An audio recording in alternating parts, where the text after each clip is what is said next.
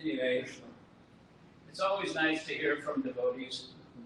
And I've been hearing Devananda Pandit for, I don't know, well, like 40 years.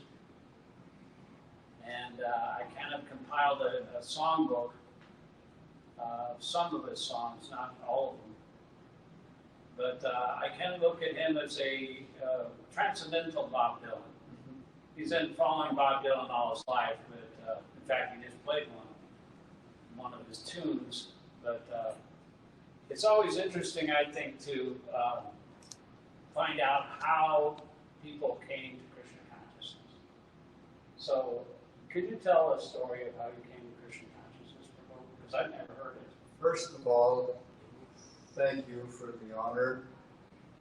Before I even start, I feel it would be more appropriate for Śikṣāṣtaka who would be speaking this evening, but it was already planned, so... He's our next guest. Śikṣāṣtaka is my senior godbrother. No, you were the same age. You're spiritually older, much older spiritually. No. So anyway,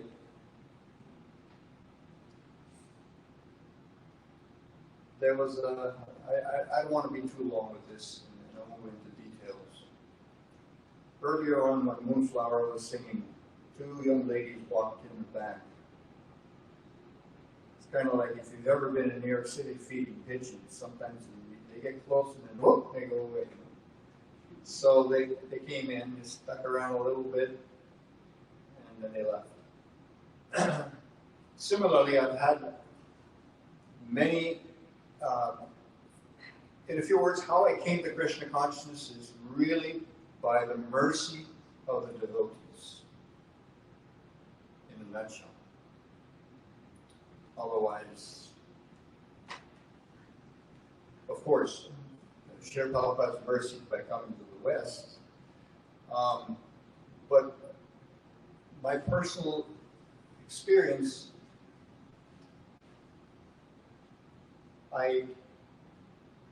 is twofold.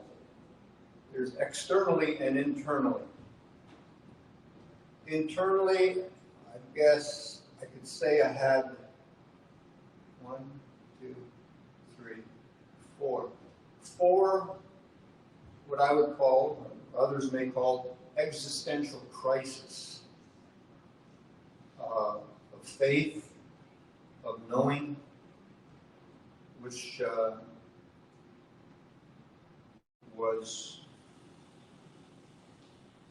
was surrounded with a lot of fear. That was a predominant emotion in those experiences. The first was at 5 years old. The one was at 14. The next one was at 19. And the last one was at 25. What saved me in the first was medication. I'm 6 years old or something. My parents took me to the hospital. They didn't know what was going on, and I couldn't explain what was going on. It was religious. It had to deal with eternity. This was going on in my mind as a kid, and I remember vividly what was going on, and I couldn't really express it.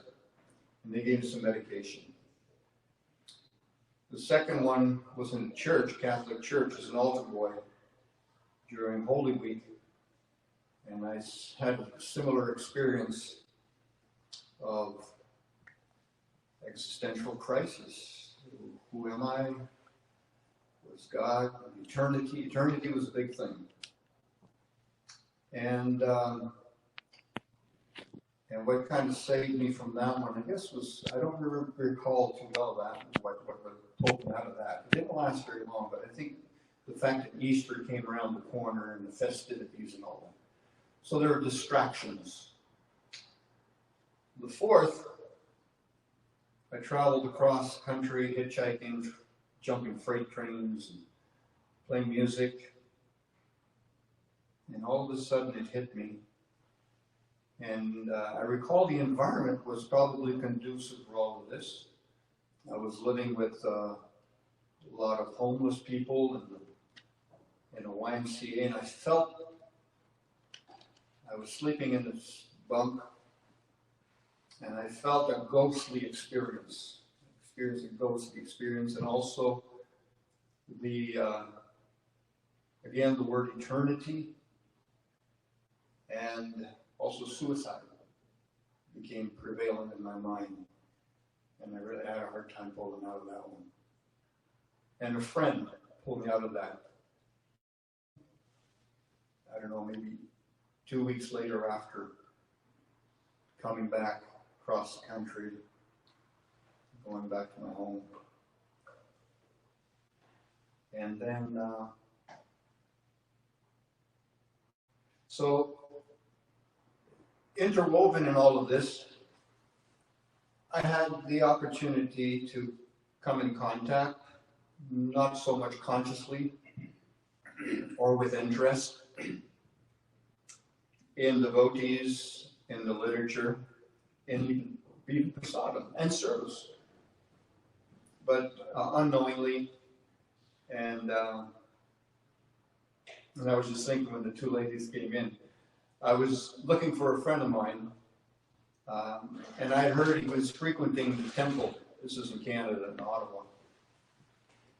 So I decided to take my bicycle and go see if he was at the temple. We were very close. When I got to the temple, they invited me in. And it was rather strange because this was the first time I went into the temple. My first experience was with the same friend in the basement. We were 15 or 16. George Harrison came out with My Sweet Lord. My friend had a Bhagavad Gita, one of the paperback editions with Allen Ginsberg introduction and Thomas Merton. And I vaguely remember us trying to chant Hare Krishna, but we didn't know anything about it. That was my first experience. My second experience was in Ottawa when I attended university, and I saw devotees chanting on the street, and I remember taking it back to Godhead and giving a donation. Then perhaps the third experience was going to this temple, and so female devotee invited me in, and then she took me downstairs, and I thought it was strange. I guess she must have taught me. Yes, anyway, that's what I was. One Indian gentleman sitting on the floor with a paper plate, and this was unusual to me. And the food was unusual because I wasn't familiar with Indian food. And after taking the prasadam, I went back up, and just before you go out the door, there was a curtain. And she said that the Lord are sleeping behind it, right? The deities are put to rest, they're bathed, they're fed, they're put to rest. And with my limited knowledge, it was like, okay. And then I go outside the door, and as I go outside the door, she kind of pushed me aside a little bit because there were ants. She didn't want me to step on the ants. Now here's a guy who ended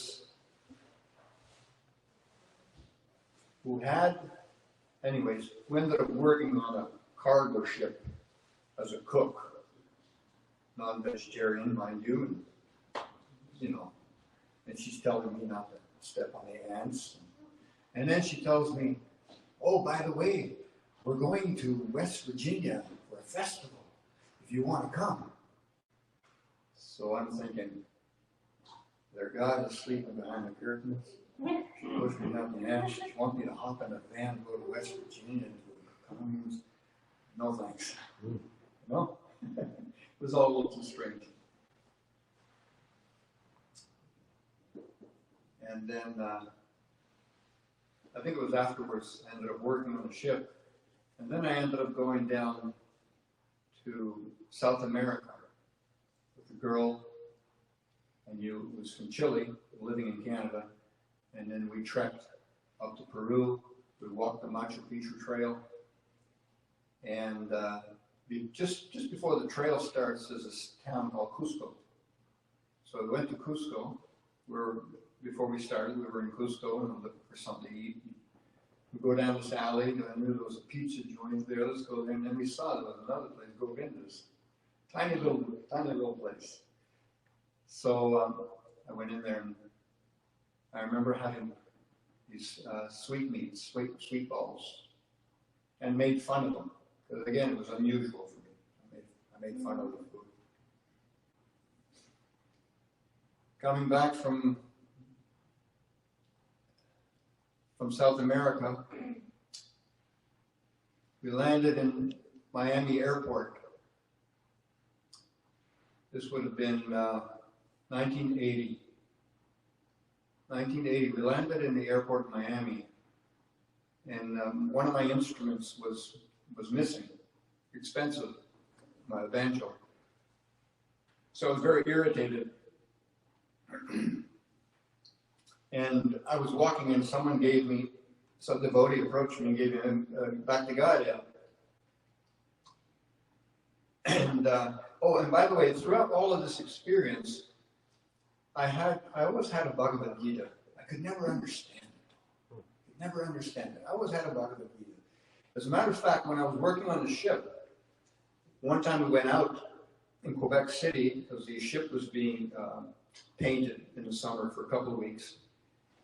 And I went out with the cook. I was the assistant cook, so I went out with the cook, and we were on the street. We went out shopping, and two women devotees approached us and pinned something on us, and then asked for a donation. And I gave a donation, and they wanted to sell us Bhagavad Gita. And I remember saying, "Well, I've got one." So I encouraged the cook to buy one. So he bought one. And then we went back to the ship. The next morning we're leaving. We're out in the St. Lawrence River. And he says, "I'm not feeling well." So I said, "I'll go upstairs and get some seltzer." I came back downstairs, and next thing you know, we're blowing in his mouth to get him, bring him back to life, and he died. And he took the Gita the day before he passed away. In retrospect, it was something special for me. I couldn't see that then. And then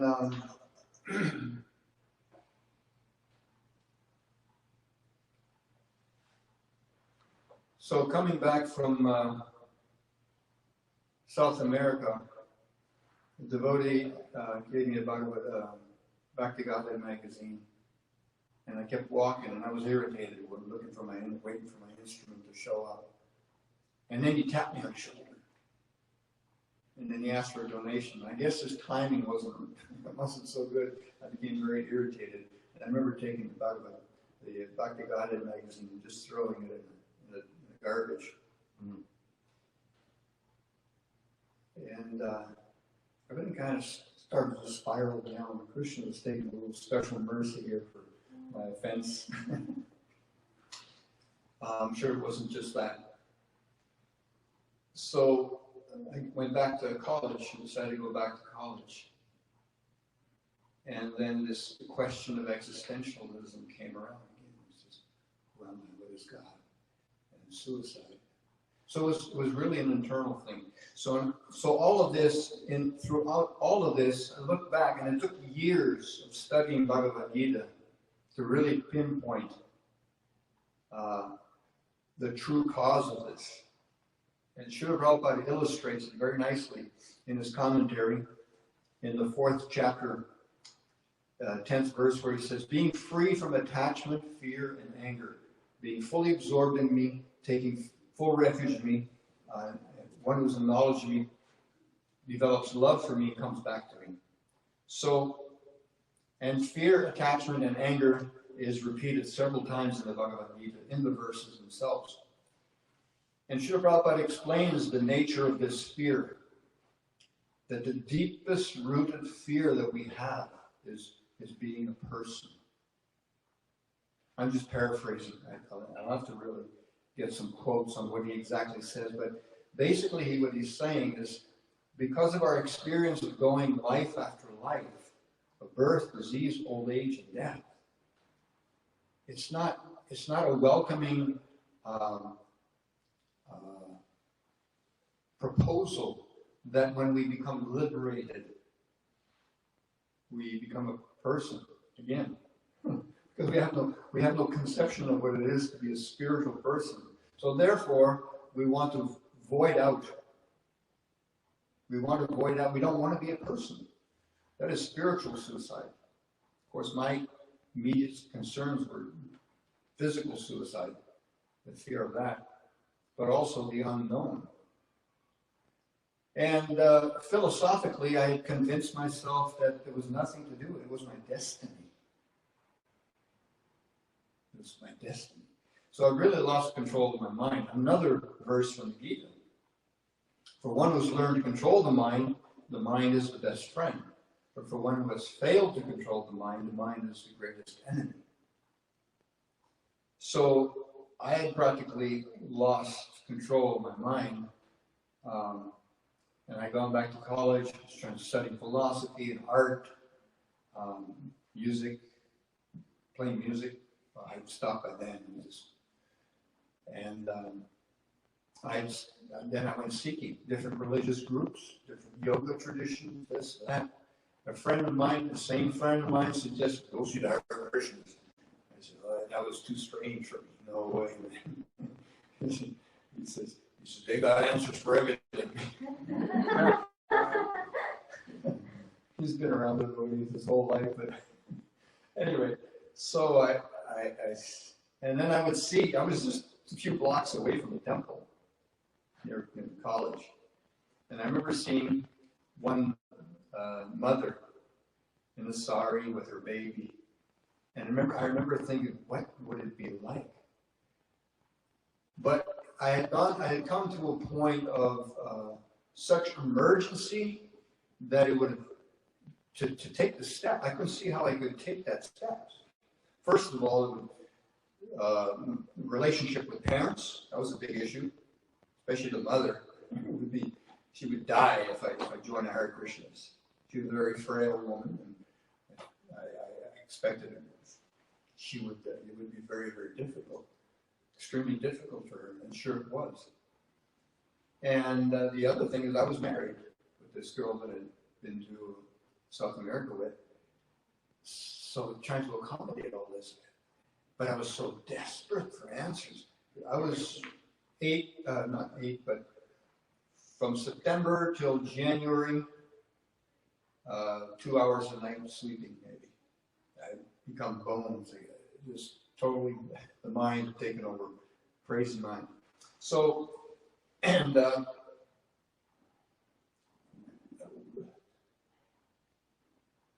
incidentally, the woman that I saw on the street,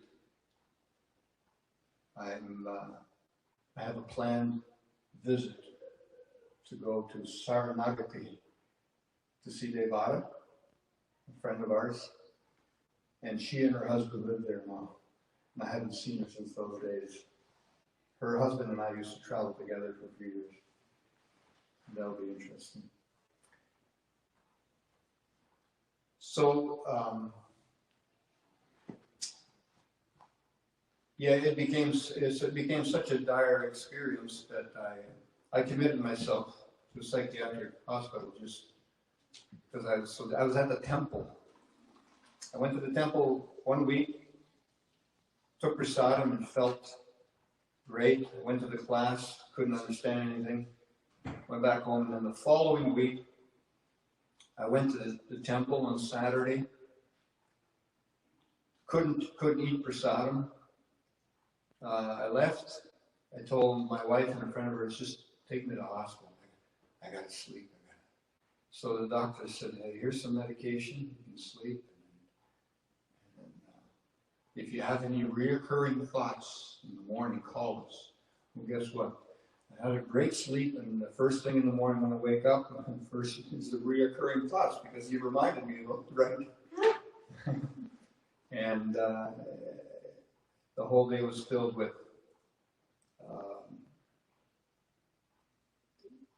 desperation. And the next morning, I wrote a note to my former wife, took my toothbrush and my sleeping bag, went to the temple, and never looked back. And what happened at the temple, when I got there, my first um,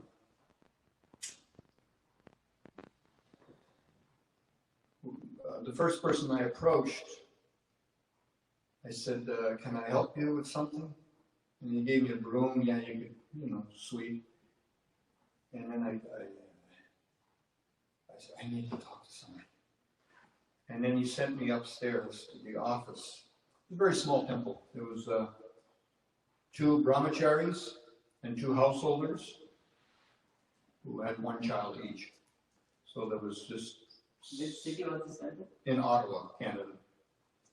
And so I went upstairs and I sat before the brahmachari, the president.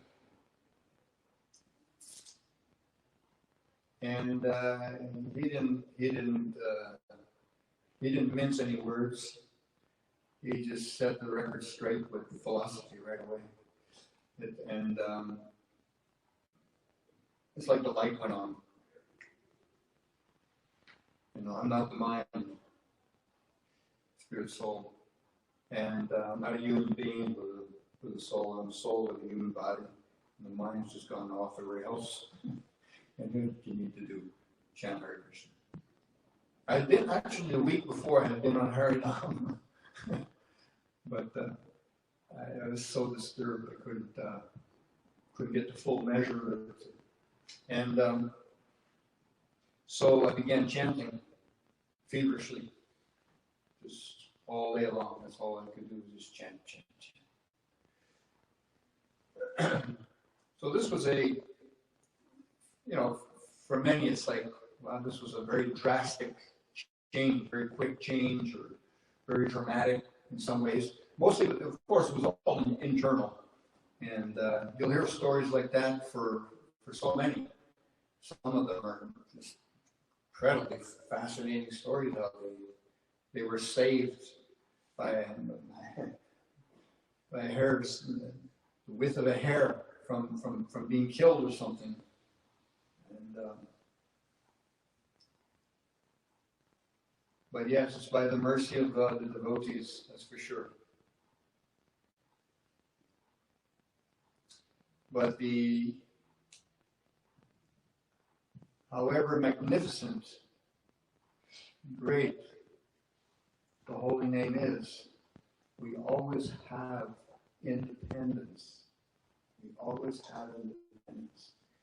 And to take this process for granted, I'm shameful to say that I've taken it for granted so often that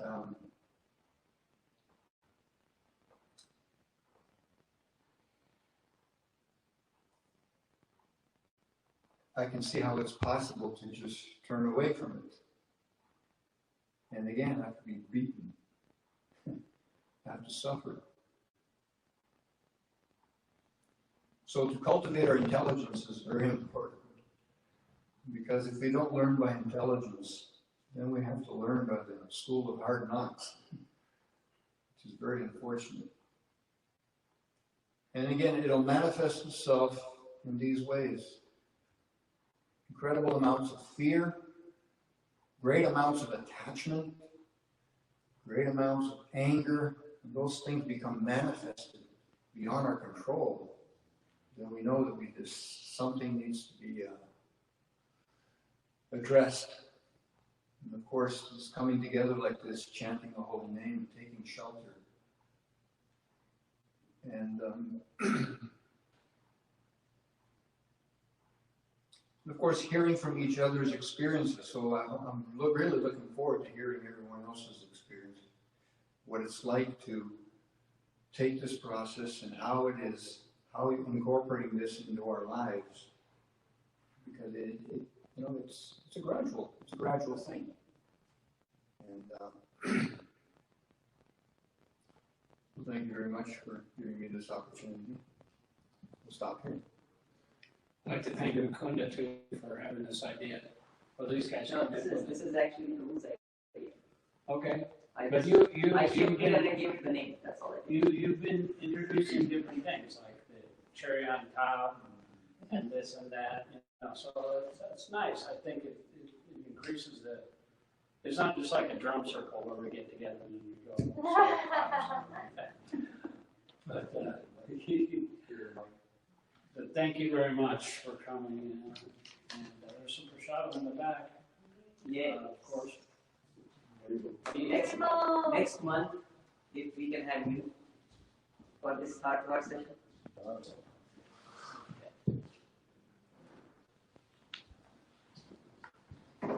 You're heroin for you.